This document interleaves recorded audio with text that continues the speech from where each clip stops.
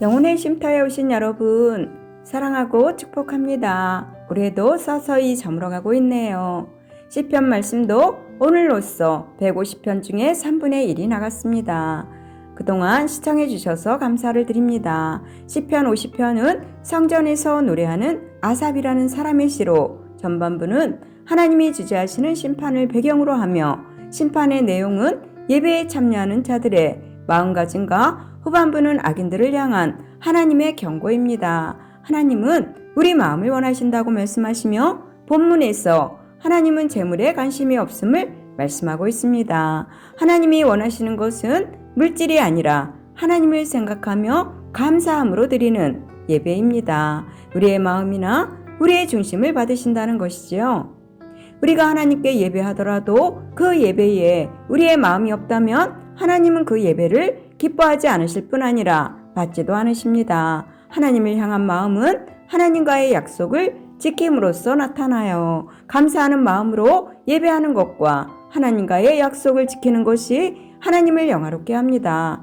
사람들은 자기중심적으로 생각하고 행동합니다. 그래서 상대방의 마음을 헤아리는 데까지 나아가지 못할 때가 많습니다. 상대방을 향한 마음이 진심이라도 표현 방법이 틀렸다면 전달되지 않지요. 하나님을 섬기는 일도 마찬가지로 하나님의 방법대로 섬겨야 하며 신앙생활에서 가장 중요한 것은 하나님의 마음을 아는 것입니다. 1절로 3절에서 시인은 하나님이 해 돋는 데부터 해 지는 데까지 온 세상을 부르시고 친히 오시는 장면을 영광스럽게 묘사합니다. 하나님이 오시는 이유는 심판하기 위함이며 심판하시는 하나님은 온전한 재판장이며 공정하고 의로운 분이십니다. 하나님은 사람들의 마음과 생각을 꿰뚫어 보시고 감찰하시며 외모가 아니라 중심을 보셔요. 그래서 만물이 그분 앞에 벌거벗은 것처럼 드러난다고 히브리서 4장 13절은 증거합니다. 이렇게 하나님이 우리의 마음과 생각을 감찰하신다는 사실은 우리를 영적으로 깨어있도록 도전을 줍니다. 5절에서 시인은 재판장이신 하나님이 당신의 백성을 불러 모으시고 나와 언약한 이들이라고 부르십니다. 이 말은 출애굽 후에 시내산에서 언약을 맺은 하나님의 백성이라는 정체성을 확인시켜 주기 위함이에요. 우리들은 예수 그리스도 안에서 하나님의 언약 백성입니다. 하나님의 말씀을 지키며 살아가는 데 신실해야 해요. 자신의 신분을 분명히 기억하고 있는 사람은 어느 곳에 서든지 경고망동하지 않고 신중하게 행동합니다. 8절에서 하나님은 이스라엘 백성이 재물에 대해 가지고 있는 잘못된 생각을 고쳐주십니다.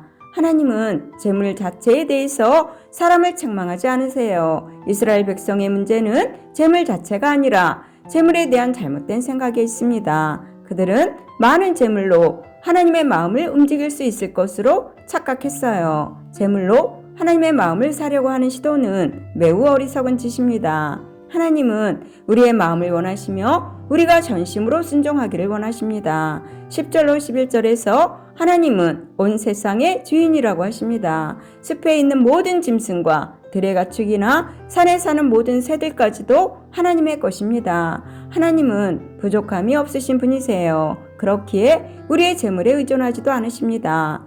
하나님은 재물에 담긴 우리의 마음을 원하셔요. 우리는 하나님이 기뻐하시는 거룩한 산 재물로 우리를 드려야 합니다. 그것이 하나님이 기뻐 받으시는 영적 예배라고 로마서 12장 1절은 말씀합니다.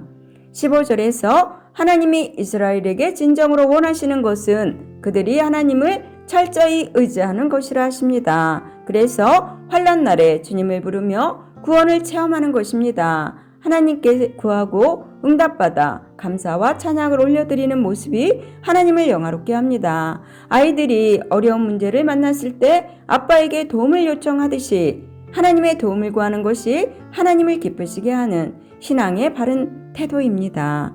하나님은 우리를 도우시고 은혜 베푸시기를 즐거워하는 분이십니다. 16절로 20절은 하나님을 멸시하는 악인들에 대해 경고를 하십니다. 이 말씀은 악인조차도 하나님의 백성이라는 것을 의미하는 말이에요. 따라서 내가 어찌하여 내 율례를 전하며 내 언약을 내 입에 두느냐라는 책망은 악인은 하나님을 떠난 사람이라는 것을 의미합니다. 실제로 그들은 뻔뻔하게 공동체와 자녀들에게 말씀을 가르치고 또 하나님의 언약을 입에 담으며 거룩하게 사는 것처럼 행동했습니다. 그러나 17절에서 내가 교훈을 미워하고 내 말을 내 뒤로 던지며 라고 책망하시는 것은 악인들이 하나님과 말씀을 알면서도 의도적으로 거부했다는 것을 의미합니다.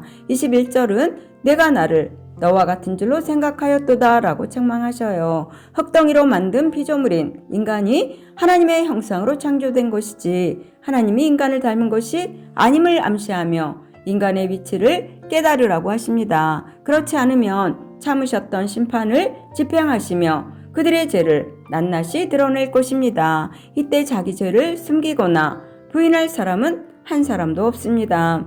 22절로 23절은 하나님을 잊은 악인들에 대한 무서운 경고입니다. 하나님을 잊은이란 말은 하나님을 몰라서가 아니고 정말로 잊어서가 아니라 고의적으로 거부하거나 외면한 행동을 말씀해요. 그럼에도 그러한 길을 계속 걷는다면 하나님께서는 더 이상 침묵하지 않으시고 심판하실 것이며 죄인들을 찢어버리신다고 하십니다.